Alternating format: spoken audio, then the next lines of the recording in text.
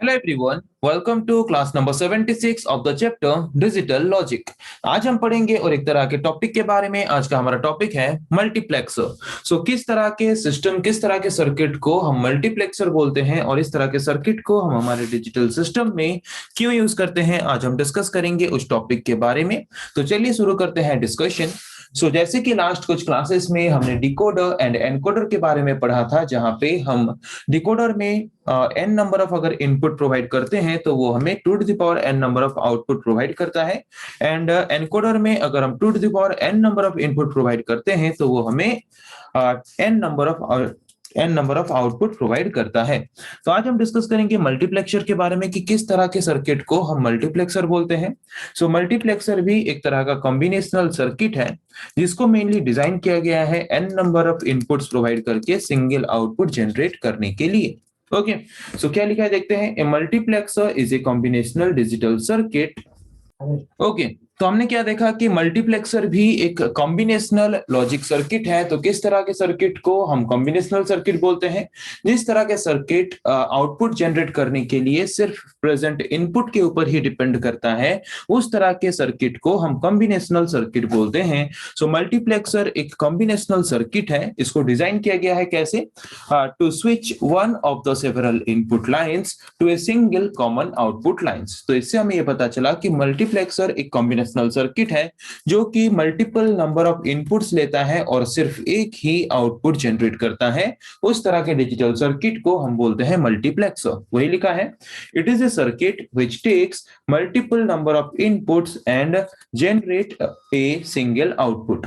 तो मल्टीप्लेक्सर एक ऐसा कॉम्बिनेशनल सर्किट है जो कि मल्टीपल नंबर ऑफ इनपुट्स लेता है और सिर्फ एक ही आउटपुट हमें जनरेट करता है या फिर प्रोवाइड करता है।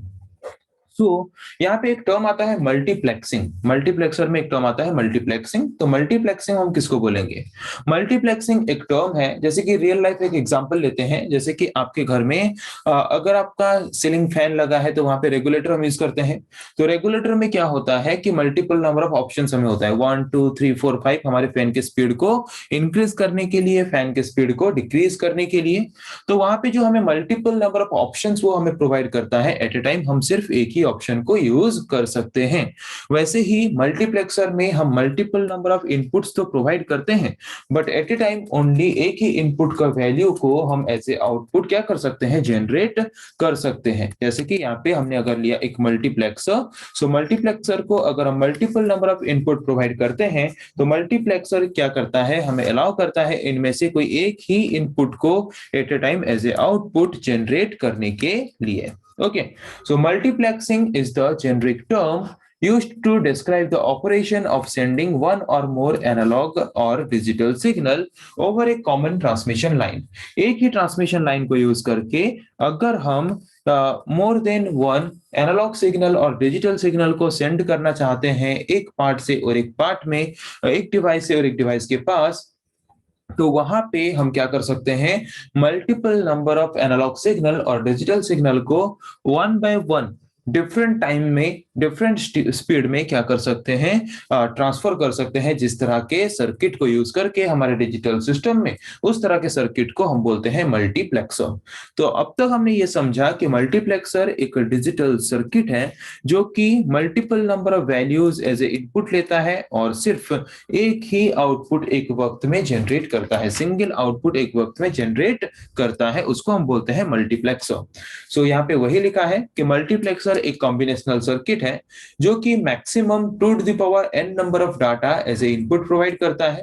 तो n number of selection lines use करता है and single output line generate करता है। मतलब यहाँ पे मल्टीप्लेक्सर में हम क्या क्या यूज करते हैं? मल्टीप्लेक्सर में फर्स्ट हम यूज करते हैं two to the power n number of input lines, then n number of selection lines and एक सिंगल आउटपुट लाइन।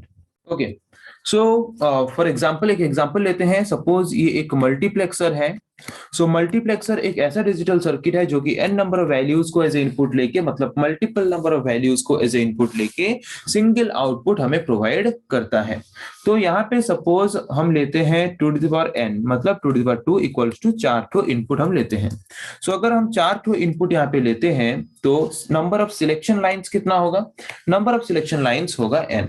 सो एक मल्टीप्लेक्सर डिजिटल सर्किट में हम इनपुट प्रोवाइड करते हैं टू द पावर n, मतलब अगर मैं लेता हूं टू द पावर 2, मतलब 4 ठो input I0, I1, I2 and I3।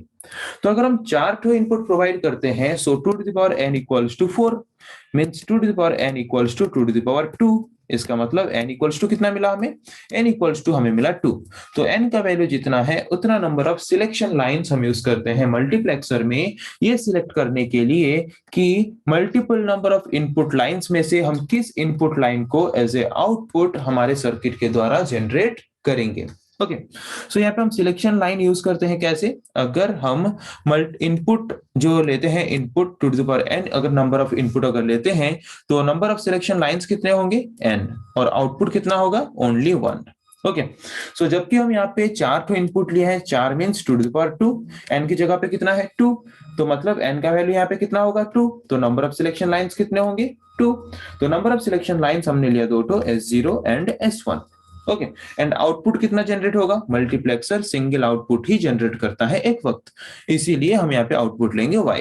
Okay, पता चला कि मल्टीप्लेक्सर क्या है। मल्टीप्लेक्सर में हम पॉसिबल नंबर ऑफ इनपुट्स कितने लेते हैं, मल्टीपल नंबर मतलब कितने नंबर ऑफ हम सिलेक्शन लाइंस यूज करते हैं, और सिंगल आउटपुट हमारा multiplexer at a time generate करता है। इतना हमने जाना। So one of this data inputs, multiplexer क्या करता है, हम उसको जितना भी इनपुट्स प्रोवाइड करते हैं उन इनपुट्स में से कोई एक ही इनपुट को वो एट ए टाइम क्या करता है, एज ए आउटपुट जनरेट कर सकता है। ओके, मल्टीप्लेक्सर में अगर हम multiple number of inputs provide करते हैं तो सिलेक्शन लाइंस को बेस करके, सिलेक्शन लाइंस के वैल्यूज को यूज करके at a time multiple number of inputs में से सिर्फ एक ही इनपुट के वैल्यू को एज ए आउटपुट जनरेट करता है मल्टीप्लेक्सर। ओके, तो जबकि हम n number of selection lines use करते हैं तो पॉसिबल नंबर ऑफ 0 एंड 1 का कॉम्बिनेशन कितना हो सकता है? तो जैसे कि मैंने यहाँ पे यूज किया एक S0 एक S1, तो अगर हम दो वैल्यू एज इनपुट लेते हैं तो पॉसिबल नंबर ऑफ कॉम्बिनेशन क्या हो सकते हैं? 0 0 0 1 1 0 एंड 1 1। 4 ठो ही पॉसिबल नंबर ऑफ कॉम्बिनेशंस हो सकते हैं। ओके, तो अगर हम दो ठो सिलेक्शन लाइंस यूज करते हैं तो पॉसिबल नंबर ऑफ कॉम्बिनेशन कितना हुआ? 4। 4 मींस टू द पावर 2। तो ये है हमारा number of input lines. Okay, अगर हम to the power n number of input lines लेते हैं तो सिलेक्शन लाइंस कितना होगा? n। इसका मतलब हम to the power n number of input lines को और लेके एक मल्टीप्लेक्सर में 1 बाय 1 डिफरेंट टाइप में एज ए आउटपुट जनरेट करने के लिए n नंबर ऑफ हम सिलेक्शन लाइंस यूज करते हैं। Okay, so each combination will select only one data input. जैसे कि हमने यहाँ पे देखा कि कितने पॉसिबल नंबर ऑफ कॉम्बिनेशन हो सकते हैं। यहाँ पे अगर हम 2 ठो सिलेक्शन लाइन लेते हैं तो पॉसिबल नंबर ऑफ कॉम्बिनेशन हुआ टू द पावर n, मतलब 4 ठो। ओके, सो हर एक कॉम्बिनेशन रिप्रेजेंट करता है एक इनपुट सिग्नल को as a output. Okay, so first combination अगर है हमारा 0 0 तो वो I0 को एज ए आउटपुट जनरेट करेगा। अगर हमारा सेकंड कॉम्बिनेशन है 0 1 तो वो I1 को एज ए आउटपुट जनरेट करेगा। अगर हमारा थर्ड कॉम्बिनेशन है 1 0, ओके, तो वो हमारा I2 को एज आउटपुट जनरेट करेगा। अगर हमारा फोर्थ कॉम्बिनेशन होता है 1 1 तो वो I3 को एज आउटपुट जनरेट करेगा। तो इनमें से जो भी कॉम्बिनेशन हम लेंगे उसी कॉम्बिनेशन के हिसाब से एट ए टाइम सिर्फ सिंगल इनपुट वैल्यूज को ही हमारा मल्टीप्लेक्सर एज आउटपुट जनरेट कर सकता है। जैसे कि हमने एक एग्जांपल लिया था हमारे सीलिंग फैन का जो रेगुलेटर है, उस रेगुलेटर में मल्टीपल नंबर ऑफ ऑप्शंस होते हैं।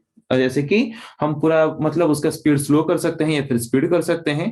तो एट ए टाइम हम उनमें से सिर्फ एक ही ऑप्शन को यूज कर सकते हैं या फिर एक ही ऑप्शन को यूज करके फैन का जो आउटपुट है जनरेट कर सकते हैं। या तो फैन का स्पीड हाई रख सकते हैं या फिर मीडियम रख सकते हैं या फिर स्लो रख सकते हैं एक ही टाइम में। ओके, उसी हिसाब से मल्टीप्लेक्सर भी काम करता है। उसको हम मल्टीपल नंबर ऑफ इनपुट्स तो प्रोवाइड करते हैं बट वो हमें एक एट ए टाइम सिर्फ एक ही आउटपुट प्रोवाइड करता है या फिर एक ही आउटपुट जनरेट करता है। किसके ऊपर डिपेंड करके? सिलेक्शन लाइंस के ऊपर डिपेंड करके। ओके, सो मल्टीप्लेक्सर को हम शॉर्ट में या फिर एब्रिविएशन फॉर्म में मक्स भी बोलते हैं। ओके, सो यहाँ पे एक एग्जांपल लेंगे 4x1 या फिर 4:1 मल्टीप्लेक्सर का। सो 4:1 मल्टीप्लेक्सर मींस जिस तरह के मल्टीप्लेक्सर में हम 4 टू इनपुट प्रोवाइड करते हैं और जो कि हमें सिंगल आउटपुट जनरेट करके प्रोवाइड करता है, उसी तरह के मल्टीप्लेक्सर को हम 4:1 या फिर 4x1 मल्टीप्लेक्सर बोल के बोलते हैं। सो 4x1 में जबकि हम 4 टू इनपुट लेते हैं तो 4 टू इनपुट क्या होगा, I0, I1, I2 and I3। Okay, और जबकि हम यहाँ पे 4 टू इनपुट लिए हैं, 4 means 2 to the power 2। So अगर input lines 2 to the power n है तो n का वैल्यू कितना है, 2। तो सिलेक्शन लाइंस हम कितना यूज कर सकते हैं, 2 टू। तो 2 टू सिलेक्शन लाइन यहाँ पे हमने लिया S1 एंड S0। उसके बाद सिलेक्शन लाइंस का पॉसिबल नंबर ऑफ कॉम्बिनेशंस कितने हो सकते हैं, सिलेक्शन लाइन के पॉसिबल नंबर ऑफ कॉम्बिनेशंस हो सकते हैं 4, 0 0 0 1 1 0 एंड 1 1। अगर दोनों सिलेक्शन लाइंस का वैल्यू 0 0 है, 0 0 का डेसिमल वैल्यू क्या है, 0, तो यहाँ पे वो आउटपुट हमें प्रोवाइड करेगा I0। अगर यहाँ पे है 0 1 तो इसका डेसिमल वैल्यू क्या है, 1, तो वो हमें आउटपुट के हिसाब से प्रोवाइड करेगा I1। अगर यहाँ पे S1 का वैल्यू 1 एंड S0 का वैल्यू अगर 0 है तो वहां पे उसका डेसिमल वैल्यू होगा 2, तो आउटपुट क्या जनरेट होगा, I2। अगर S1 एंड S2 दोनों का वैल्यू 1 है तो डेसिमल वैल्यू उसका क्या है, 3, तो आउटपुट हमें क्या प्रोवाइड करेगा, आउटपुट हमें प्रोवाइड करेगा I3। ओके, तो यहाँ पे जो हमारा मल्टीप्लेक्सर है वो मल्टीपल नंबर ऑफ इनपुट्स जो हम उसको प्रोवाइड करते हैं वो क्या करता है, उनमें से एट ए टाइम सिर्फ एक ही इनपुट सिग्नल को एज ए आउटपुट जनरेट करता है सिलेक्शन लाइंस के कॉम्बिनेशंस को यूज करके। ओके, तो यहाँ पे जो हमारा कॉम्बिनेशन मिला यहाँ पे या फिर यहाँ पे हमारा जो ट्रुथ टेबल मिला, ट्रुथ टेबल के बेस करके अगर हम बुलियन एक्सप्रेशन रिप्रेजेंट करना चाहेंगे तो कैसे रिप्रेजेंट कर सकते हैं। तो जैसे कि यहाँ पे I0 फर्स्ट हमारा वैल्यू है, तो फर्स्ट वैल्यू जो I0 आ रहा है उसके लिए इक्वेशन क्या होगा, मतलब यहाँ पे फर्स्ट जो हमारा y का वैल्यू क्या है, I0। तो y का वैल्यू जब I0 है तब हमारा S1 एंड S0 का वैल्यू क्या है, S1 एंड S0 का वैल्यू है 0। 0 मींस हमारा जो वैल्यू है नॉर्मली किस फॉर्म में होता है, मिन टर्म्स में, 1 के फॉर्म में। एक मिन टर्म में, min term means product term में हर एक वेरिएबल का नॉर्मल वैल्यू होता है 1 एंड कॉम्प्लीमेंटेड फॉर्म में उसका वैल्यू होता है 0। तो जबकि हमारा S1 एंड S0 का वैल्यू 0 0 है, जब आउटपुट जनरेट होता है I0 तो वहां पे हम क्या करेंगे, S1 को लिखेंगे S1 डैश एंड S0 को लिखेंगे S0 डैश एंड वहां पे जो आउटपुट हमारा आ रहा है वो क्या आ रहा है, I0। सो यहाँ पे हम इसको लिखेंगे क्या, यहाँ पे हम इसको लिखेंगे S1 dash S0 dash I0। उसके बाद सेकेंड आउटपुट जो हमारा जनरेट होता है ये यहाँ पे S1 क्या है, 0 मींस S1 कॉम्प्लीमेंट, यहाँ पे 1 है मींस S0, यहाँ पे I1। Okay, this is the second minterm S1 dash S0 I1। Then third में आएंगे, थर्ड का बुलियन एक्सप्रेशन क्या होगा, S1 1 है मींस S1, S0 0 है मींस S0 कॉम्प्लीमेंट और यहाँ पे I2। Okay, S1 S0 complement I2, S1 S0 complement I2। Then fourth result 1 1 I3, 1 means S1, 1 means S0 I3। So another mean terms is S1 S0 and I3। तो यहाँ पे हमें मिला S1 S0 और I3। So at a time हमारा multiplexer या फिर ये आउटपुट जनरेट करेगा और ये आउटपुट जनरेट करेगा और ये आउटपुट जनरेट करेगा और ये आउटपुट जनरेट करेगा। सो और इक्वेशन में और को रिप्रेजेंट करने के लिए हम यूज करते हैं प्लस सिंबल को एंड एंड को रिप्रेजेंट करने के लिए हम यूज करते हैं डॉट सिंबल को। ओके, सो यहाँ पे अगर हम इस बुलियन एक्सप्रेशन को लॉजिक गेट के थ्रू रिप्रेजेंट करेंगे तो कैसे कर सकते हैं। सो यहाँ पे हम क्या करेंगे, एंड गेट यूज करके इसको रिप्रेजेंट करेंगे पहले ये चार इक्वेशंस को। तो यहाँ पे हमने एंड गेट यूज करके चारों इक्वेशंस को रिप्रेजेंट किया है। जैसे कि फर्स्ट हमारा इनपुट क्या है, S1 डैश S0 डैश। तो यहाँ पे हमने पहले लिया S1 S0। ओके, सो ये फर्स्ट हमारा I0 के लिए है। तो I0 को एज ए आउटपुट अगर हम जनरेट करना चाहते हैं, यहाँ पे हम क्या करेंगे, y का वैल्यू अगर हम चाहते हैं I0 as a output generate हो तो वहां पे हम क्या करेंगे, इसके लिए इक्वेशन क्या है, S1 complement S0 complement I0।